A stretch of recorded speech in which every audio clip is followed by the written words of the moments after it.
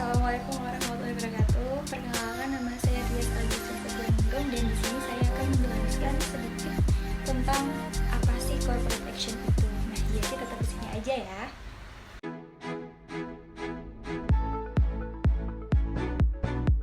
Jadi corporate action itu adalah setiap tindakan emiten yang memberikan hak yang sama kepada seluruh pemegang sahamnya untuk mendapatkan perlakuan yang sama. Contohnya seperti hak untuk mengikuti RUPS atau rapat umum pemegang saham, hak untuk mendapatkan dividen, hak untuk mendapatkan efek yang terlebih dahulu, waran, dan hak-hak yang lainnya.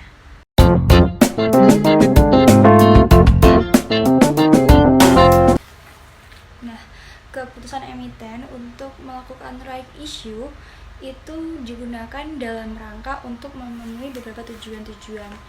Contohnya seperti tujuan untuk meningkatkan modal perusahaan, tujuan untuk pembayaran hutang, melakukan ekspansi usaha, dan meningkatkan kelikuiditas saham. Kemudian kita akan membahas tentang jenis-jenis corporate action.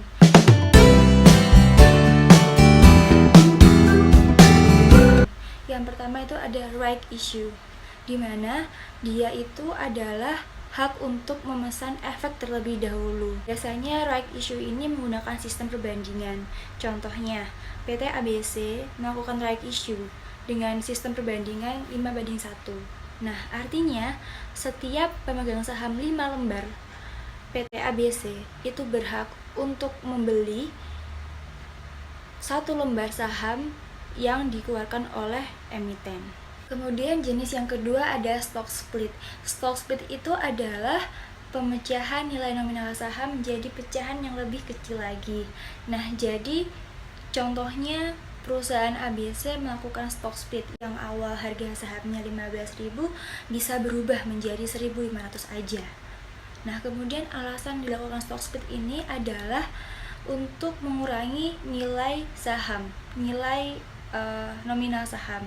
Karena jika harga sahamnya terlalu tinggi, maka investor itu tidak ada yang tertarik atau kurang tertarik untuk membeli saham dari perusahaan ABC tersebut. Nah, jika hal tersebut terjadi, maka akan mempengaruhi ke nilai saham. Nilai saham akan tidak menjadi liquid lagi.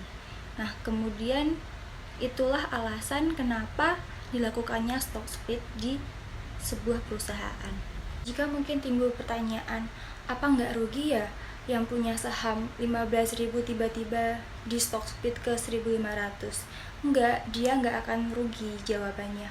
Karena apa? Karena sebelum melakukan stock split itu pasti mereka sudah melakukan penghitungan baik dengan menggunakan penentuan harga dari sisi harga dan dari sisi jumlah harga saham dengan penentuan harga secara teoritis. Jadi dia nggak rugi seperti itu.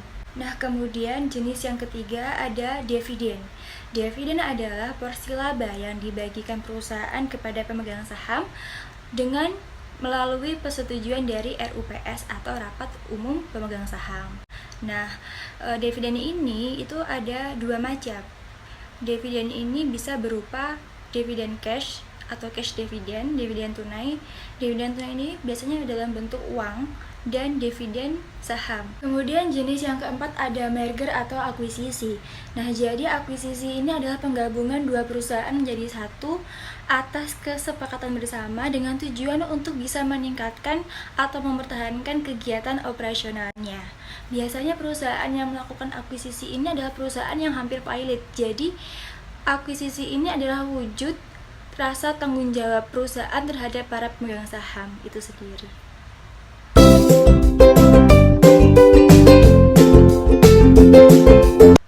Nah, kemudian saya akan memberikan salah satu contoh perusahaan yang melakukan corporate action, yakni perusahaan PT Unilever Indonesia, TBK, nominal saham atau stock split. Nah, kemudian stock split ini diharapkan saham Unilever akan menjadi lebih terjangkau oleh investor retail kebanyakan. Oleh karena itu, stock split ini juga diharapkan akan mendukung pertumbuhan Bursa Efek Indonesia karena adanya peningkatan likuiditas perdagangan saham di Unilever.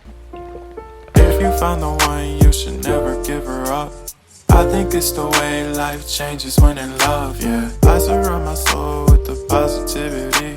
That's why I don't worry about the things that I don't see, yeah. These days I don't worry about much.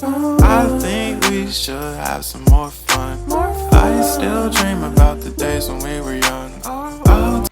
Iya, jadi itu tadi bahasan saya tentang corporate action. Semoga bisa memberikan manfaat dan menambah pengetahuan kita tentang corporate action itu sendiri. Terima kasih. Wassalamualaikum warahmatullahi wabarakatuh.